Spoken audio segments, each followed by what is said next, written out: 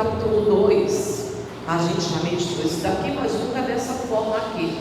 Nós vamos ver os sintomas de libertação. Sintomas de libertação.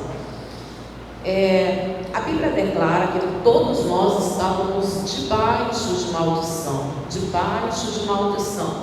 Logo nós estávamos sem a proteção de Deus. Muita gente lá fora acredita estar debaixo da proteção de Deus.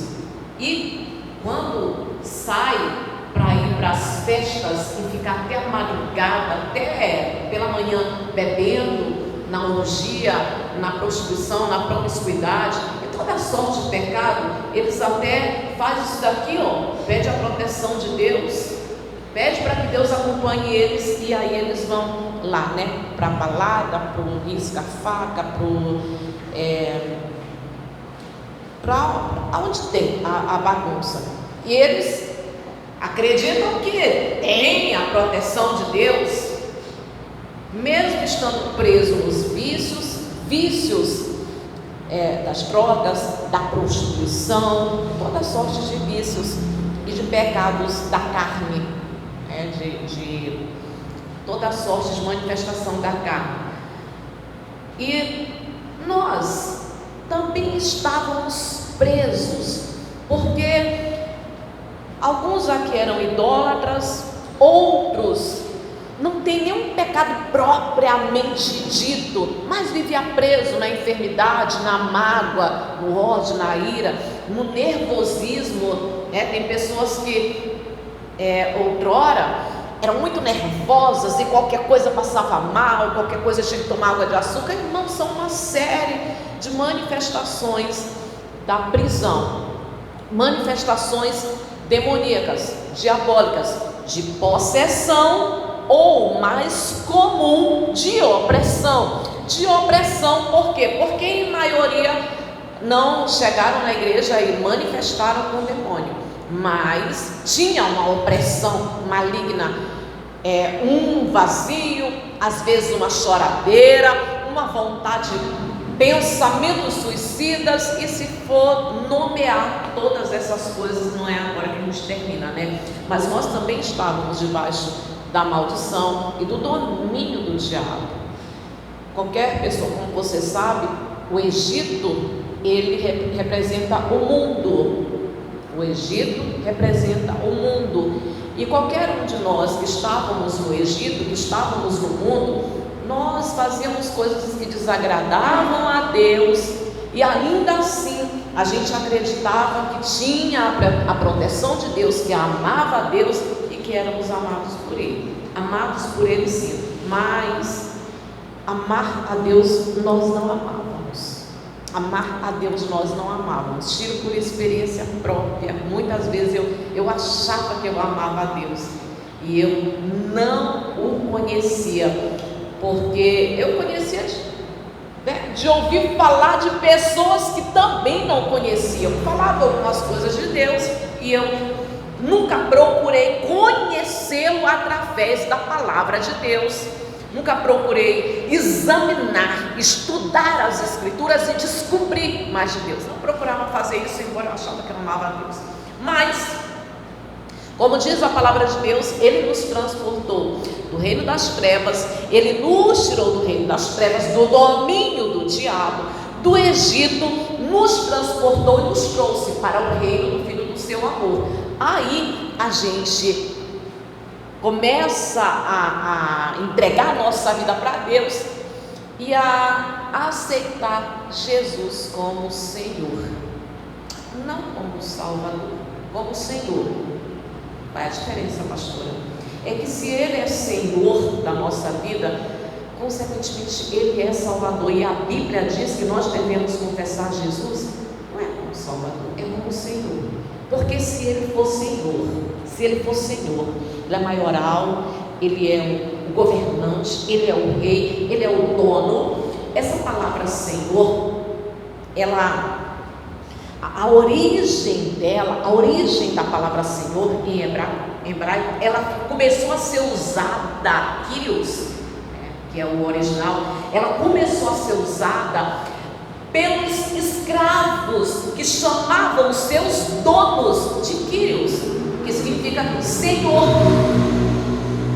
E aí, quando uma pessoa confessa Jesus como Senhor, ela passa a ver Jesus como o seu dono. Isso é minoria, irmãos. Muitas pessoas não confessam Jesus como Senhor, estão confessando Jesus como Salvador, acreditando estarem salvas, mas não confessam Jesus como Senhor, porque elas estão andando segundo o seu próprio caminho, o seu achismo, servindo a Deus do seu jeito. E muita gente diz assim: não, eu sirvo a Deus, mas ela não serve da maneira correta, porque ela entende Jesus como Salvador, mas não entende Ele como Senhor, a ponto de ela ser escrava, propriedade de Jesus, ser o dono dela, o guia, e não fazer absolutamente nada sem a direção do seu Senhor, sem a ordem do seu Senhor. A importância de nós confessarmos Jesus como Senhor. E quando a gente começa a confessar Jesus como Senhor, aí a gente anda na direção dele.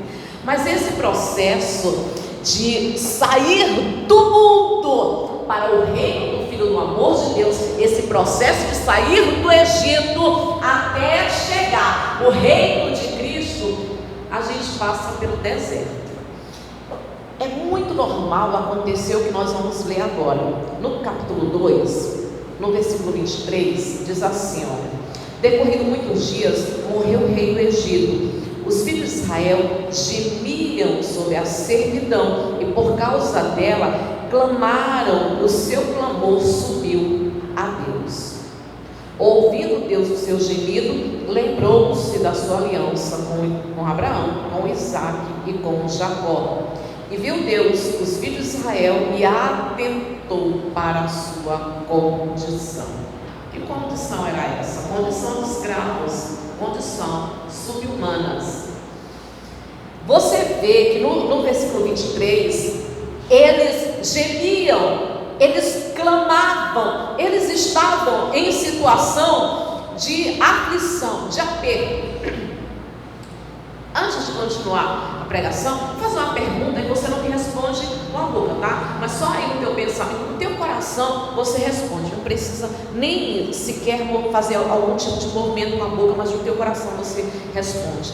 Quando você estava lá no mundo, antes de você amar a palavra de Deus, se é que vocês amam, né? Porque é lógico que não generaliza, tem muitas pessoas que frequentam a igreja, mas que ainda não se entregaram, sabe? Não fazem devocional, não leem a Bíblia, não dobram os joelhos, não conversam com Deus, não faz jejum. Tem muita gente dentro das igrejas assim. Mas você está nesse processo de conhecimento de Deus. Quando você estava lá no mundão, sem estudar as Escrituras, sem orar a Deus, sem buscar uma comunhão, uma intimidade profunda com Deus, você clamava, você pedia socorro, você pedia ajuda. Para que você possa entender melhor, eu vou te dar a minha experiência. Eu era religiosa e frequentadora de igreja, né? Só com conhecimento de Deus mesmo, frequentadora de igreja, e era daquelas mesmo que beijava os pés do santo e que fazia promessas. Um vazio inexplicável. Até já cheguei a contar isso daqui para vocês, mas como tem pessoas que não estavam quando eu contei, eu vou repetir. Um vazio, irmãos, às vezes eu dormia. Quando eu abria os olhos, eu já sentia aquela angústia só por estar viva. Aquele vazio, aquela tristeza, aquela vontade de chorar. E aí pronto, aquele gosto amargo da vida. Quando alguém chegava para falar comigo, já percebia, já notava que eu não amanheci boa. E às vezes eu respondia com muita grosseria, eu já dava aquela resposta grosseira, aquela vontade de dizer assim, e às vezes eu até falava, Hoje ninguém fala comigo, pelo amor de Deus, ninguém me olha, me esquece, faz de conta que eu não existo, faz de conta que eu não estou aqui, ninguém me dirige a palavra. E às vezes eu até falava isso, né? E quando morando todo mundo junto, mãe, irmãos, e a minha mãe dizia assim, não fala com ela que hoje ela amanheceu com a macaca. Eu escutava muito ela dizer isso, né? Não, hoje ninguém fala com ela que ela amanheceu com a macaca. Mas nem eu sabia dizer o que eu tinha, que era um vazio, uma vontade de chorar, uma vontade de sumir, uma vontade de morrer, uma vontade de desaparecer, uma vontade de não estar viva e de não sentir nada. Então, às vezes, chorava e conversava, né, superficialmente com Deus, né? Por que eu estou assim? E me ajuda. E clamava, pedia, eu queria entender, eu queria ficar livre daquela angústia, daquela aflição. No caso de alguns aqui, era diferente. Talvez uma doença, talvez a opressão, a ansiedade, algumas coisas parecidas comigo, às vezes a prostituição, o adultério, às vezes o vício da bebida, o vício do cigarro, ou talvez até mesmo o vício das drogas. Algumas pessoas aqui, experiência diferente da minha. Um ou outro teve uma experiência parecida com a minha, mas muitos com experiência diferente da minha. Então as experiências que você teve de sofrimento lá no mundo, de estar preso no cigarro, de estar preso na bebida, você clamava, você pedia ajuda para Deus, você dizia para Deus, me tira disso? Quando você passava humilhações, você pedia para Deus, me tira disso? Porque vocês não pediam para Deus. E aí você pede, você clama. Deus, Ele ouve e sempre Ele envia um socorro. O povo estava gemendo, o povo estava chorando, eles clamaram a Deus. Deus ouviu o clamor, escutou o gemido, o pedido de socorro, e Ele envia o socorro para o povo. O povo quer ficar livre daquele sofrimento. Eu queria ficar livre daquele sofrimento, daquele vazio que de vez em quando, vez ou outra, ele me tomava. Eu era uma pessoa alegre, sorria, mas vez ou outra aquele vazio me tomava, e eu queria ficar livre. E alguns de vocês queriam ficar livre do vício da bebida, queria ficar livre do vício do cigarro, livre do vício das drogas, da prostituição, livre da impulsividade, né? Algumas pessoas nervosas, tudo vontade de brigar, tudo vontade de xingar, tudo vontade de mandar todo mundo para o inferno, essa coisa. Alguns aqui queriam se livrar de outras coisas diferentes. Deus escuta e envia um socorro, porque o povo está clamando. E aí, no capítulo 6,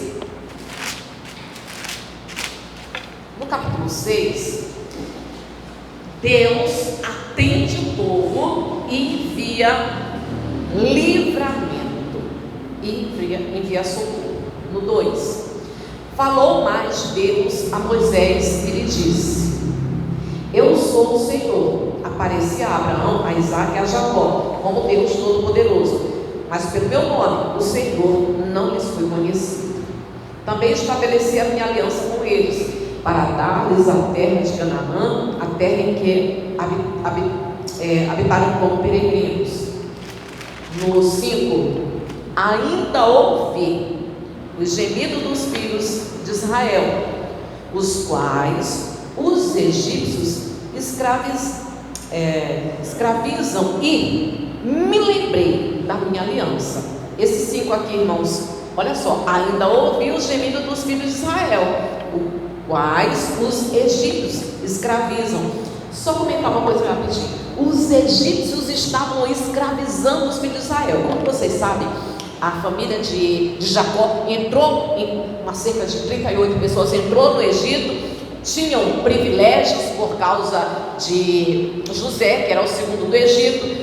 Só que essa questão das guerras, um outro vence a guerra, domina, o faraó morre, e aquele novo faraó não tinha conhecimento da história do povo não tinha conhecimento de José, e começa ali uma opressão ao povo de Israel, principalmente principalmente porque o povo de Israel estava desenvolvendo, o povo de Israel estava crescendo, e o rei do Egito, com medo do crescimento, ele pensou: nós temos que oprimir esse povo, porque era um povo que não sabia guerrear, não entendia táticas de guerra nenhuma, era um povo que não sabia se defender. Então ele pensava: a gente tem que oprimir esse povo, porque esse povo está ficando muito populoso. Se acontecer, que era muito comum naquela época, alguma guerra, esse povo pode se aliar aos nossos adversários, e aí vai complicar para o nosso lado. Começa a oprimir o povo de Israel.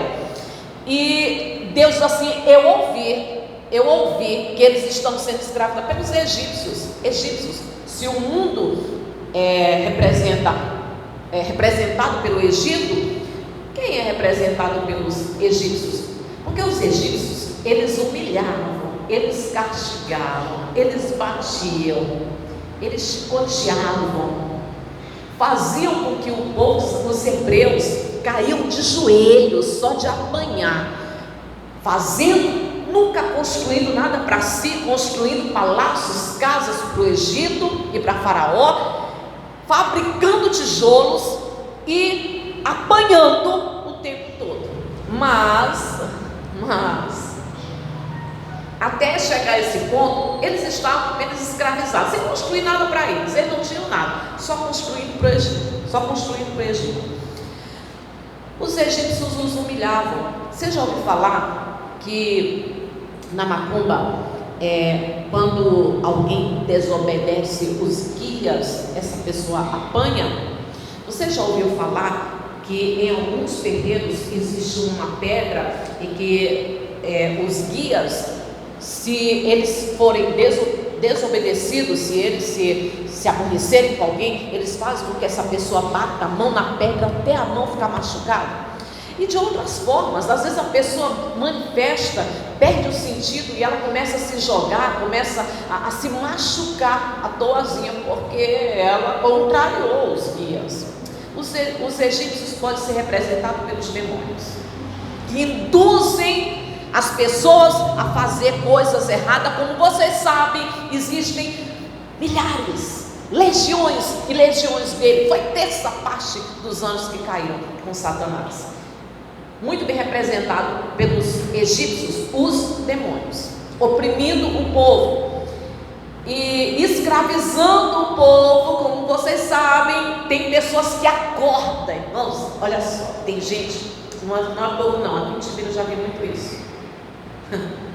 7 horas da manhã a pessoa já está no bar, sentada no bar, já está tomando. Tem pessoas que quando acorda, ela já sente o gosto da cachaça na boca, ela já sente o gosto da bebida. É isso é demoníaco. E a desculpa dela, ela vai tomar uma para esquentar. Ela vai tomar uma para esquentar o corpo, para tomar um banho, ela vai tomar uma, para poder, porque ela terminou de tomar café, e tudo é uma desculpa. Ela vai tomar uma porque o time dela ganhou, ela vai tomar uma porque o time dela perdeu, ela vai tomar uma porque ela está de luto, ela quer esquecer, ela vai tomar uma porque nasceu e ela vai tomar um mijo, e tudo é uma desculpa para poder tomar, mas é o diabo, os demônios, você sabe disso. Então, são pessoas que são dominadas, induzidas pelos demônios. E aí a gente continua bem aqui. Parece que vai demorar aqui. No 7. Tomar-vos-ei por meu povo e serei vosso Deus. Dá uma pausa rapidinho. Tem coisa melhor do que isso, irmãos. Tem coisa melhor do que isso. Você ter a certeza, porque Deus diz assim: eu vou tomar eles como meu povo e eu serei o seu Deus. Você ter a certeza de que você pertence a Deus. Não tem uma sensação melhor, não tem coisa melhor. Isso é o conforto, é o consolo da minha alma. Nos dias difíceis, quando eu estou passando por algum problema, quando eu estou triste, qualquer coisa, o meu consolo é eu saber que eu pertenço a Deus, eu sou dele e ele é meu. É um consolo maravilhoso. Então essa foi a promessa de Deus, não tem coisa melhor. Tomar-vos-ei por meu povo e serei vosso Deus, E sabereis que eu sou o Senhor vosso Deus, que vos tiro de debaixo das cargas do Egito, e vos levarei à terra a qual jurei dar a Abraão, a Isaque e a Jacó, e vos darei como possessão. Eu sou o Senhor. Desse modo falou Moisés aos filhos de Israel, mas eles não atenderam a Moisés por causa da ânsia de espírito e da dura escravidão. Eles estavam tão oprimidos, eles estavam sofrendo, não, eles estavam tão angustiados, que eles nem se empolgaram com a promessa de livramento, de libertação. Vou ter que pular algumas coisas aqui para eu poder falar para vocês o seguinte. E aí, Deus ele fala para Moisés, ele chama Moisés, levanta alguém para ir libertar o povo. Moisés dá o recado de Deus. Eles estão tão oprimidos que eles nem conseguem se animar, porque eles nem acreditam que há a possibilidade de saírem daquela vida, nem acreditam. Muitos de nós também não tivemos esse ânimo. A gente nem acreditava que a gente pudesse sair, nem acreditava. Na verdade, a gente nem sabia que precisava de libertação, a gente nem sabia, irmãos, que precisava ser libertos. Diabo, de demônio, a gente achava que todo mundo sofria, a gente também estava sofrendo, que é normal, uma coisa normal, né? Todo mundo passa por suas lutas, todo mundo passa por sofrimento, então a gente estava sofrendo também. A gente não imaginava que a gente estava sendo oprimido pelo diabo. E o povo não se anima. Agora, Deus ele cumpre a promessa a partir, eu estou pulando, tá? A partir do momento que Moisés aparece, enviado por Deus para libertar o povo, aí Moisés é enviado até Faraó, junto com seu irmão. A partir do momento que Moisés fala com Faraó, Faraó fica indignado, fica furioso com aquelas palavras de livramento, de libertação, de que o povo deve ir ao deserto adorar o Senhor, a Deus. E ele fica furioso e manda oprimir ainda mais o povo. Se o povo apanhava, se o povo pegava, né, algum ou outro apanhava, agora todo hebreu estava apanhando muito. Agora todo hebreu estava sendo muito humilhado, muito machucado, e a carga horária do povo e a carga de trabalho aumentou e muito. Desde que Moisés apareceu com essa promessa de livramento, a vida do povo piorou e piorou muito. Sabe? É muito semelhante hoje em dia. Algumas pessoas, quando começam a vir para a igreja, irmão, parece assim que mexe um vespeiro. As coisas começam a piorar. Parece assim que tudo fica pior. Eu penso que no meu caso foi a minha visão que se abriu, porque eu via, morando com irmãos, eu via a ação do diabo na minha casa, coisa que eu não via antes. Eu achava que tudo aquilo era normal, que brigas entre irmãos era normal, que nervosismo, que tudo aquilo era normal. Depois eu comecei a ir para a igreja e comecei a ver a ação do diabo, e via que um ou outro estava ali dominado pelo diabo, e as coisas começaram a piorar. E aí se voltaram, como eu fui a primeira aí, se voltou todo mundo contra mim, porque agora ela quer ser santa, porque agora ela acha que ela é melhor do que todo mundo, porque não sei o que. E as coisas começaram a piorar. Geralmente quando você começa a frequentar a igreja, as coisas começam a piorar, e muito. O problema é que algumas pessoas, Deus está tirando ela do Egito, da servidão do diabo. Ela está num processo de libertação até chegar ao reino do Filho do amor de Deus, até chegar no pleno conhecimento do Senhor Jesus Cristo, até viver uma comunhão não rasa, não superficial, mas profunda com Deus, até viver uma fé alicerçada, aprofundada, até ela estar apegada até a alma ao Senhor Jesus. É um processo. E nesse processo, o diabo o tempo todo não quer perder. Representado por Faraó, ele tenta oprimir, ele tenta segurar, ele não quer perder a pessoa. E a pessoa passa por poucas e boas. E aí o povo começou a, com mão forte, eles foram libertos do Egito. Apenas uma vez na história da Bíblia eu encontro Deus mandando o povo voltar, que foi em Êxodo capítulo deixa eu ver aqui, Jesus, foi o 14, isso, capítulo 14, 1 e o 2, mais preciso 2. Apenas uma vez na história da Bíblia a gente encontra Deus mandando o povo voltar. E dessa vez que Deus manda o povo voltar, foi para usar o povo como isca. E o povo foi usado como isca para atrair Faraó, porque Deus queria que a manifestação da glória dele, da mão forte dele, fosse mexesse moralmente com o Faraó e com o Egito, que era a potência mundial, que era o país mais poderoso na época. Então Deus queria rebaixar a moral de Faraó e a moral do Egito. Queria que Faraó visse possibilidade de alcançar o povo e usou o povo como isca para que Deus fosse exaltado sobre as nações e pudesse rebaixar o Egito e Faraó e seus cavaleiros. Apenas uma vez. Por esse motivo Deus manda o povo voltar.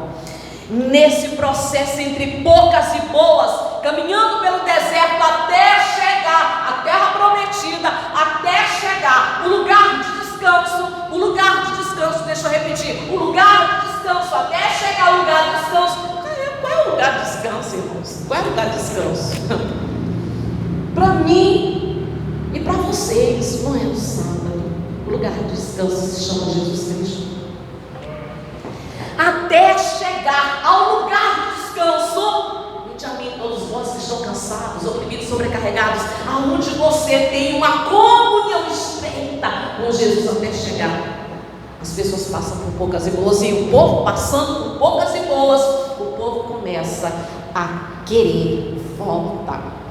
Vamos levantar um capitão para nos levar de volta para o Egito. O povo começa a querer voltar. E essa vontade de querer voltar, por quê? Porque eles estão passando por luta no deserto. Eles estão passando por problema no deserto. Eu tenho certeza que você que está aqui, você está passando por problemas, você está passando por dificuldades. Irmãos, o fato de você estar passando por problemas hoje, você tem que ter muito cuidado. Porque se tem uma coisa que prejudica o cristão, se chama distração. O foco, o olhar, a nossa visão, ela tem que estar direcionada para Jesus, olhando para Jesus, ao olho consumador da nossa fé. A nossa visão tem que estar direcionada para Jesus. Você olhar para as pessoas, você olhar para quem não serve a Deus e está prosperando, você olhar para os cristãos que estão envergonhando o Evangelho, você olhar para o pastor, você olhar para os problemas, para as circunstâncias, isso são distrações. E você está preocupado com a vida de outras pessoas, se comparando com outras pessoas, comparando o teu processo com outras pessoas, tudo isso são distrações. E se você se distrair, a distração, ela leva à frustração, e quem está frustrado é porque ainda não tem uma fé alicerçada com Deus. E aí a pessoa frustrada, ela não vai conseguir ver outra coisa além do seu problema. Aí ela vai começar a passar por uma nostalgia, uma saudade, achar. Ela esquece que ela estava sendo oprimida lá atrás. Ela esquece que ela estava sendo massacrada lá atrás. Ela esquece as dores, esquece até as orações, as vezes que ela pediu para Deus. Mentira dessa vida, mentira da vida de sofrimento, da vida de vícios, da vida de adultério, da vida do relacionamento tóxico, coisas que ela esquece tudo, porque ela, concentrada no problema dela, ela acha que o problema que ela enfrentou lá atrás era inferior, era um problema muito menor. E o povo começou a sentir saudade das cebolas e dos alhos. Quem Quem sente saudade de cebola, irmão? A cebola não é boa, ela não é gostosa. Eu sei que tem muitas pessoas aqui que comem cebola crua. Eu como cebola crua, mas não é porque eu como que eu vou dizer que ela é gostosa. Não é boa. Sentiram saudade até dos alhos poró. É bom? Não é bom. Quem se a pessoa começa a sentir saudades até daquilo que nunca foi bom, mas aí ela começa a transferir, é uma transferência, a frustração dela do momento da luta, porque ela está passando por problema agora, no presente ela está passando problema, e aí essa frustração dela, ela acaba transferindo para a cebola. É só pretexto, e aí o povo queria voltar, nos trouxe para esse deserto, para nós morrermos de deserto, e por várias vezes aquele ciclo vicioso de murmuração e de reclamação com Moisés e com Deus. Você quer ver uma coisa? Já aconteceu, inclusive agora, recentemente, de eu transmitir aqui uma mensagem, irmãos, que falou forte no meu coração. Eu fiquei toda empolgada com a mensagem. Meu Deus, que mensagem maravilhosa. E eu fiquei toda feliz. Eu desço do altar, vou no meio, aí a pessoa diz assim: olha, fulano saiu daqui dizendo assim, assim e tal. Aquelas palavras de desânimo, aquelas palavras negativas, irmãos, me jogaram assim um balde de água fria. E eu pensei: o que eu estou fazendo aqui, meu Deus? Sério, eu pensei: o que eu estou fazendo aqui? O povo está entrando aqui, está saindo daqui, o povo não está absorvendo. O que eu estou fazendo aqui? Não, está tudo errado. Fiquei preocupada, fiquei triste. E aí, imagina, é chato quando você transmite uma palavra de fé, uma pregação, irmãos, onde você vê Deus falando ao nosso coração e pessoas estão falando palavras negativas, palavras de derrota. É ruim, eu não gosto, é muito ruim, eu tenho uma sensação ruim. Agora imagine Deus lá, ouvindo o tempo todo fulano e ciclano dizendo: eu não aguento mais, eu quero morrer, essa vida, eu estou sofrendo, está doendo, eu não estou mais aguentando. Imagine se fosse eu nunca, se fosse eu abri a mão: vai-te embora, sai da minha vista, sai da minha frente, quero mais nem te ver pintado de ouro.